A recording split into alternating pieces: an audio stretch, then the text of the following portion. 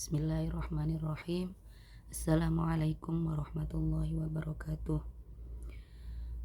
Ila hadratin Nabil Mustafa Habibina wa syafi'ina Muhammadin sallallahu alaihi wasallam wa ala alihi wa ashabihi wa azwajihi wa dzurriyyatihi wa ahli baitil kiram wa ila jamil anbiya wal awliya wal ulama wal fuqaha wa syuhada wa sholihin wa ila jamil qurra wal khufat wal mufassirin wal muhaddithin wal musannifin al kutub allati ta'allamnaha wa 'allamnaha wa ila jami'il anbiya wal awliya wal ulama wa ila jami'i masyayikhina wa abaina wa ummahatina wa ajdadina wa dhurriyyatina wa usulina furu'ina wa man ahsana ilaina wal mu'minin wal mu'minat wal muslimin wal muslimat al ahya'i minhum wal amwat wa khususan ila mu'allif hadzal kitab As-Sayyid Muhammad bin Alwi Al-Malik Al-Hasani rahimahullahu ta'ala wa ghafara lahu wa liwalidayhi lahumul fatihah. A'udzu billahi minasyaitonir rajim. Bismillahirrahmanirrahim. Alhamdulillahi rabbil alamin arrahmanir rahim maliki yaumiddin. Iyyaka na'budu wa iyyaka nasta'in ihdinas siratal mustaqim siratal ladzina an'amta 'alaihim ghairil maghdubi 'alaihim waladdallin amin. Apunten nggih Mak bagi suarane rada hampir habis. Bismillahirrahmanirrahim. Alhamdulillahirabbil alamin. Wassalatu wassalamu ala asyrafil anbiya'i wal mursalin wa ala alihi wa sahbihi ajma'in. Rabbi shrah li sadri wa yassir li amri wahlul 'uqdatam min lisani yafqahu qawli. Amma ba'du. Az-zina a'dhamul awamili li hadamil usrati. Bab selanjutnya setelah kita menjalankan atau mempelajari, mengkaji tentang bab silaturrahim, menyambung tali silaturrahim antar keluarga. Bab selanjutnya adalah zina. Bab zina di dalam zina itu apa? Musannif menjelaskan dalam kitab ini. Az-zina utawi zina iku a'dhamul awamili luwih agung-agunge agawe lihadamil usrati krana rubuhe rumah tangga. Az-zina utawi zina iku akbarul kabairi luwih gedhe-gedhene pira-pira dosa gedhe. Ba'dal kufri ing dalem sause kufur wal qatli lan mateni. Fa inna aruhu mongko temen setuhune condonge ya. Condonge zina iku yahdimu robohake opo azina ngrobohake opo azina albuyuta ing pira-pira omah arrafi'ata kang luhur.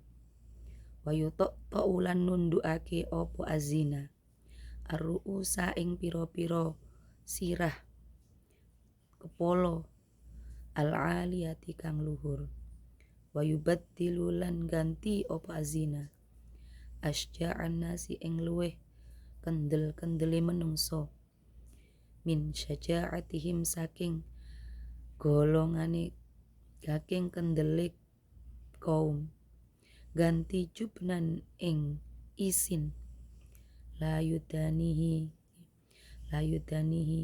kang ora bisa nguasani opo jubnun isin. Wa huwa utawi azina ikulat khotu sauda ing coretan ireng idala hikot ing dalem nalikane tetemu opo tarikhu usratin sejarai rumah tangga. Ghamratun tur kotor opo kullu sohaifi saben-saben lembarahani usroh al baidi kang putih. Bab ini ya menjelaskan tentang zina. Maka beliau musannif mengangkat bab ini karena menyuruh kepada seluruh umat Islam untuk berhati-hati terhadap hal-hal yang bisa menyebabkan zina. Zina itu apa? Zina adalah suatu pekerjaan yang faktornya atau tujuannya adalah untuk merobohkan sebuah rumah tangga, sebuah golongan. Walaupun nanti yang melakukan satu, tapi yang menanggung seluruh keluarga. Itu zina, dosa zina. Az-zina akbarul kabairu ba'dal kufri. Zina itu adalah dosa besar. Dosa sebagian dari beberapa dosa besar, dan jatuhnya adalah dosa setelah kufur dan membunuh.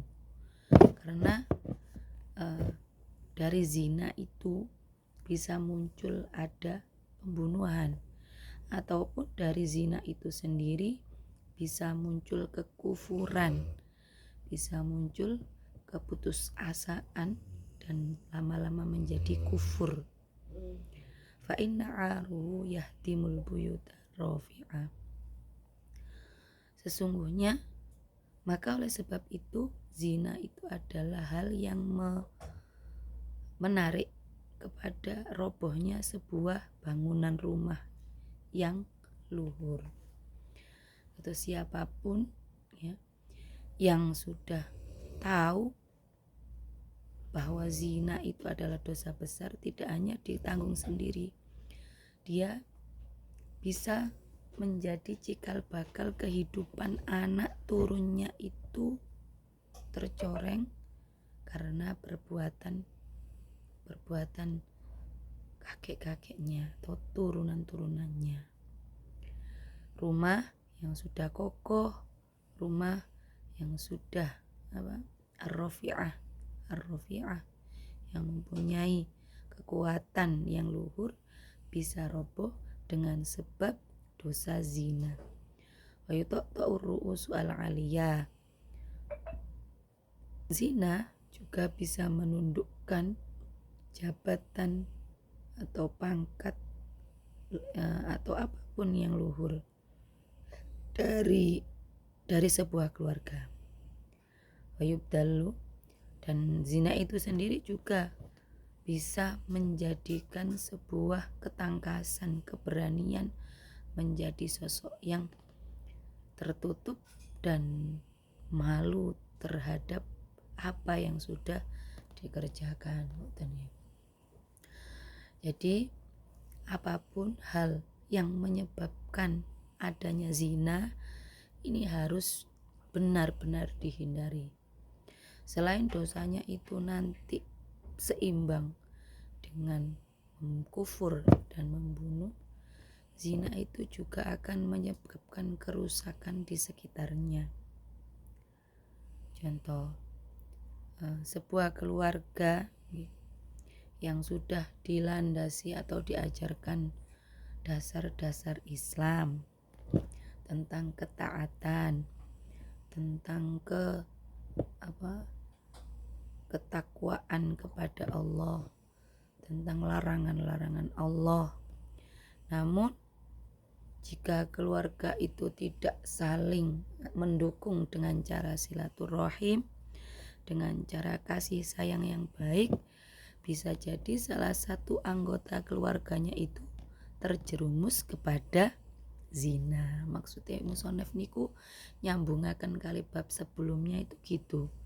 Maka benar-benar Allah menyuruh untuk saling menguatkan antara saudara seiman, antara saudara seagama, supaya meminimalisir dosa-dosa besar, dosa kekufuran, dosa saling membunuh, dosa saling menghasut, dosa saling memberikan faktor yang jelek kepada orang lain, termasuk zina. Jika dalam sebuah anggota keluarga tidak ada kekuatan dalam mendukung ketakwaan kepada Allah, bisa jadi lingkungan luar yang mungkin baru dikenal itu bisa jadi mempengaruhi kejelekan-kejelekan kepada salah satu anggota kita. Maka saya sampeyan, jika kita berada dalam salah satu anggota keluarga, jangan sampai melepas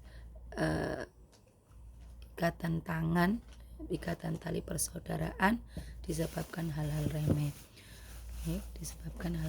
Contoh yang menjadi kakak, jangan sampai karena hal-hal remeh bisa membelakangi adiknya, sehingga adiknya lebih nyaman dengan orang lain, dengan orang yang tidak sevisi misi dalam ketaatan kepada Allah, melihat orang-orang yang tidak beriman jauh menyayanginya, sehingga dia bisa berbelok, berteman, berkawan dengan orang yang tidak beriman, tidak mendahulukan takwa niki yang dikarepaken oleh musonef. Wawa lat khatus saudain. Wawa utawi zina iku lat khatus saudain, coretan hitam, coretan ireng. Idalah hikot nggih. Bahwa si zina itu dalam keluarga adalah sebuah corengan atau sebuah dosa yang tidak ditanggung dirinya sendiri, tapi seluruh keluarganya, dan akan menjadi sejarah kelam bagi sebuah keluarga. Keluarga yang sudah dibina dengan kebaikan, yang dibina dengan ketaatan, kok adalah salah satu anggota, anggotanya itu berbuat zina, maka semua akan menanggung. Wa huwa utawi zina iku adzambu dzulum, iku adzambu dosa. Az-zulumu pira-pira kang dolimi, alladzi kang ingkang lamun ono apa zulum iku fi qaumin ing dalem kaum. Layak tasiru ora mandek apa zulum ala syina ing ngatasi wong kang nglakoni min qorifatu min qorif man ing wong ala syina man ing ngatasi wong kang nglakoni qorofatuhu saking wong kang golongane zulum min nisaihim saking wong wadone kaum. Bal yatamattu balik nerus apa syainuhu olone nggih. Jadi layak tasiru ora kandek ala syainiman ing ngatasi olone wong qorofatuhu kang nglakoni atau nglakoni zina sepeman mini sahim saking wong wadone kaum. Baliyatamattu bali nerus apa syainu oloniman ilaman maring wong siwaha kang liyane nisa, siwaha kang liyane zani minhum saking nisa. Fayashinuhunna mongko dadi olo sapa nisa jami'an hale kabehane syainan kelawan olo. Yatroku kang tinggal lahunna maring nisa minal athari saking labet fi a'yun nadhirina ing dalem pandangane wong kang ningali. Yatroku ma ing perkara yakdi kang netepi ing ma ala mustaqbilihina ing atase masa depane nisaihin anniswi kang bangsa wong wadon. Wa huwa utawi zina iku al-aru faktor apa jenenge perkara kang nyangkut alladzi yatulu kang dawa apa umure ar tulan apane itu apa umure zani umure al-aru tulan kelawan dawa tatana qolahu kang pindah-pindah apa al-aru tatana qolahu kang pindah-pindah apa zani al-ajyali ing pira-pira generasi jilun sak generasi ba'da jilin ing dalam generasi kang weneh, ing dalam sausi generasi kang weneh. Wa kullama tola ing pestine dawa ba'du mongsone jil istadda mongko banget apa kubhi surati olone bentuke jil. Faqatalahu mongko mateni sapa Allah ing zani. Faqatalahu mugi mateni ing zanin sapa Allah bin saking dosa. Faqatalalan mugi mateni sapa Allah fa'ilahi ing agawane zanin. Ya, jadi zina itu adalah dosa yang bisa menggelapkan sebuah kaum. Contohnya di sebuah daerah sudah merajalela zina, sudah tidak ada malu lagi, rasa malu dalam berzina, malah dikeenggon dan dikasih tempat kayak di luar negeri itu banyak di daerah Belanda, daerah Amerika Selatan, Amerika itu sudah dikasih tempat taman sendiri untuk orang berpacaran, bahkan homoseks itu juga diberikan taman sendiri. Nah, bagaimana ini layak tasiru ala syinin min farokatu min nisaim. Maka dosa-dosa seperti ini, kejelekan seperti ini tidak hanya berhenti pada satu si perempuan yang berbuat zina itu saja, tapi akan berdampak pada seluruh perempuan yang ada di daerah itu. Gitu. Kalau seandainya zina itu oleh pemerintah dilegalkan, otomatis orang beranggapan bahwa zina itu boleh. Akhirnya tidak ada satu kehormatan pun atau antara laki-laki dan perempuan yang saling menghormati pada kehormatannya, karena sudah legal, boleh gitu. Maka zina seperti itu tidak berhenti pada yang berzina, tapi kepada seluruh kaum. Baliyatamatu, bahkan kejelekan itu bisa saja sampai menular kepada yang lainnya, yang menjadikan mereka meninggal tidak tahu tentang asarnya, akibat apa jika melaksanakan zina niku. Kali dari sebuah golongan menghalalkan zina. Zina itu apa saja sih? Zina itu sebagaimana yang ada dalam Al-Quran, bahwa zina itu bukan hanya dosanya laki-laki dan perempuan yang berbuat yang dilarang Allah, tapi juga faktor-faktor yang mempengaruhi zina. Contoh, jenengan punya keluarga, punya anak, punya adik, punya sepupu gitu yang sudah mulai akil balik, tapi wis gak kudungan, mulai mengundang syahwat dari lain jenis. Itu harus diingatkan karena ini tadi, karena faktor-faktor yang mempengaruhi zina bisa saja menyebabkan zinanya orang lain. Kalau aurat tidak terjaga, maka pandangan dari kaum jenis lain itu akan menjadi juga maksiat yang terlalu banyak, itu menyebabkan zina. Maka diingatkan. Nah, ini adalah pentingnya silaturahim. Misalnya jenengan berkecimpung dalam pendidikan, mengajar dan sebagainya, punya hubungan dengan murid, punya hubungan dengan wali murid, hukumnya wajib mengingatkan bahwa hal-hal yang menuju kepada zina ini harus dihindari. Ngoten. Ya, karena nanti dampaknya akan kemana-mana, bukan hanya kepada keluarganya saja, bukan hanya kepada tetangga saja, tapi sampai masyarakat luas. Ini faktor-faktor yang mempengaruhi zina, ya, tentang aurat. Kemudian yang kedua tentang perilaku perempuan kepada laki-laki dan laki-laki terhadap perempuan. Perempuan dalam hal ini yang paling penting sifat yang harus didahulukan adalah haya, malu.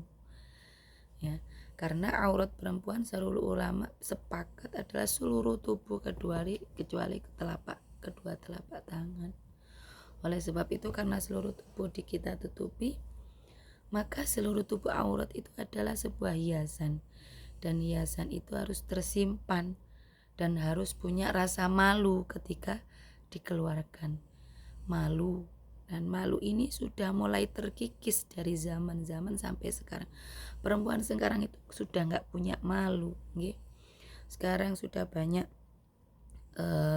berselebaran video-video yang banyak sekali didominasi oleh perempuan, didominasi oleh perempuan, yang video-videonya itu tidak memberikan edukasi yang baik, edukasi tentang keilmuan, edukasi tentang pendidikan atau tentang agama atau tentang ibadah, tapi lebih kepada konten untuk menyenangkan dirinya sendiri, perempuan. Karena nun sewu, sifat perempuan itu memang ada bosan, ada nopo ya,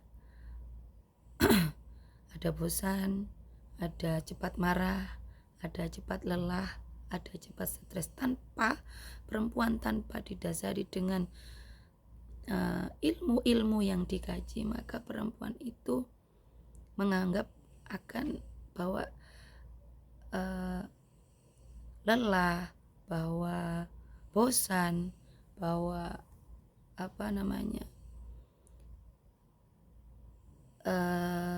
sifat yang labil nggih, kadang seneng kadang enggak, itu sifat manusia, sifat perempuan seperti itu. Tanpa didampingi dengan ilmu, maka akan menjadi tidak terarah dan mengakibatkan kemaksiatan. Apalagi nuwun sewu mbak-mbak pondok nggih, dalam ketika berada di depan kamera, jangan sampai tidak ada kemanfaatan. Atau banyak sekali sekarang santri-santri itu ikut joget-joget di TikTok, ikut trennya apa niku yang Korea itu ya, lho nggih mboten semerap niku nopo. Nah, itu jangan sampai. Kalau bisa kita bisa menekan video-video yang viral itu menjadi tidak viral, supaya yang viral adalah video-video yang mengambil konten-konten kebaikan. Kalau jenengan pingin konten-konten yang nggak berat, oh saya ngaji belum sampai sini kok saya mau ngaji, oh oke, boleh niku nggih. Maka berilah konten-konten edukasi yang lain, misalnya edukasi memasak, resep masakan, itu lebih baik daripada harus konten-konten yang tidak memberikan kemanfaatan kepada orang lain, atau konten-konten yang sia-sia. Sebab seperti itu, karena perempuan itu auratnya oleh para ulama sepakat itu adalah seluruh tubuh kecuali dua telapak tangan. Bagaimana dengan aurat kita? Aurat kita ini juga ada pendapat yang boleh melihat wajah dan kedua tangan, okay. Nah, itu adalah untuk menjaga dari unsur-unsur kemaksiatan, ngoten. Jadi jangan sampai nggih mbak-mbak yang sudah mondok lama, apalagi sudah hafal Quran, ngoten, dihindari hal-hal yang biasanya suka ikut-ikutan viral, arusnya viral, mencintai artis-artis yang tidak jelas. Cintanya Pak Santri itu harusnya pada sosok-sosok yang bisa memberikan kekuatan ilmunya. Sinten perempuan banyak sekarang, sosok Sayyidah Khadijah yang luar biasa perjuangannya. Atau kalau berat, wah Sayyidah Khadijah berat, oh sosok Sayyidah Aisyah berat, sosok Sayyidah Fatimah masih berat lagi. Kita lihat sahabiah dulu, Masya Allah perjuangannya. Kita tanamkan kecintaan dulu kepada mereka, walaupun tidak pernah bertemu. Misalnya jenengan anak pondok, oh saya suka dengan Sayyidah Aisyah dari segi hadis-hadisnya, beliau cerdas dalam menggamblangkan. Wah, idola yang bagus nggih. Saya idola dengan Bunyai Sepuh sini, oh bagus ngoten. Atau saya idola dengan Pak Yai ini, dengan Gus Baha, dengan idola-idola yang bagus itu yang harus selalu kita tanamkan. Jangan sampai idolanya salah. Idola kita beriman, kita sholat, kita baca Quran, apalagi hafal Quran, idolane wong Korea, gak tahu sembahyang, gak duwe agama, gak tahu wudhu. Nah itu yang sangat salah. Idola itu adalah orang yang apapun gerakannya itu ditiru. Idola yang paling utama kan Kanjeng Nabi. Kalau kita idola Kanjeng Nabi, harusnya idola orang sekitar Nabi. Siapa orang sekitar Nabi? Para sahabiah, orang-orang sahabat atau sahabiah, perempuan-perempuan banyak. Terus siapa lagi? Para alim, orang yang punya ilmu. Caranya bagaimana? Dekat dengan mereka. Caranya bagaimana? Cari ilmu lewat mereka. Sekarang cari ilmu nggak sesulit dulu. Sekarang sudah banyak punyai buat perempuan-perempuan semua, sudah banyak sekarang perempuan-perempuan yang mampu memaparkan tentang ilmu perempuan, sehingga supaya perempuan tidak selalu upgrade tentang kerisauan, keresahan, kegundahan, suaminya gini, anaknya nakal, tidak mau ditutup, bukan, tapi yang di-upgrade tiap hari adalah ilmunya. Bagaimana saya merawat anak saya yang nangisan ini jadi pahala. Oh, tiap nangis dia tak sholawati gitu. Jadi setiap apa yang selangkah, bagaimana cuci piring itu bisa pahala. Oh, di tempat cuci piring saya kasih tulisan shollallahu ala Muhammad, depannya kompor saya tulis shollallahu ala Muhammad. Jadi semuanya ada sholawatnya Kanjeng Nabi. Kalau sudah itu makanannya jadi rahmat, piring-piringnya bersih jadi dirahmati, sholawati Kanjeng Nabi. Jadi semua berunsur pahala, karena setiap apa langkah perempuan itu bisa jadi unsur pahala ketika ilmu selalu kita upgrade. Maka jenengan sebagai penerus tangan dari guru-guru kita, dengan semaksimal mungkin untuk pertama adalah mengurangi maksiat supaya tidak terjadi zina, karena hebatnya zina ini bisa merobohkan sebuah rumah tangga. Ngoten nggih. Kalau ada misalnya rumah tangga yang itu suaminya banyak menuntut dan sumpeklah perempuannya juga kok kayak gini suami saya kok gini kok kayak gini, pasti ada satu unsur yaitu sering melaksanakan maksiat yang dia lupa. Ngoten apa ya, misalnya sudah kurang upgrade ilmu, dulu mondok, habis itu menikah punya anak lali gak tahu ngaji. Ngoten nggih mbak-mbak yang sudah alumni nggih, jangan sampai nggih karena sudah pernah kenal ilmu tetap mepet kepada Pak Yai Bunyai, tetap minta barokah rahmatnya kepada keluarganya, tetap mepet kepada orang-orang soleh supaya keluarganya menjadi keluarga yang sakinah, dijauhkan dari hal-hal zina. Okay. Kesumpekan dalam sebuah rumah tangga itu adalah godaan setan, dimana sela-selanya ya lewat maksiat. Misalnya yang laki-laki pernah mondok, sing wedok pernah mondok, tapi umuk nyambut gawe mawon, salat sering ditunda nggih, anake diuri ngaji kadang-kadang sering dititipno guru liya padahal dhek yo iso ngaji bismillahirrahmanirrahim biyen sampai khatam di rumah gak diuruk dhewe. Nikulah yang menyebabkan kesumpekan. Apalagi yang hafal Quran. Hafal Quran harus benar-benar dijaga. Sudah hafal Quran kok masih sumpah, katanya Quran itu merahmati. Quran itu merahmati ketika orang yang membawa Quran itu mampu deres juga, terus memperbaiki lafaz-lafaznya, juga menjalankan setiap ayat-ayatnya.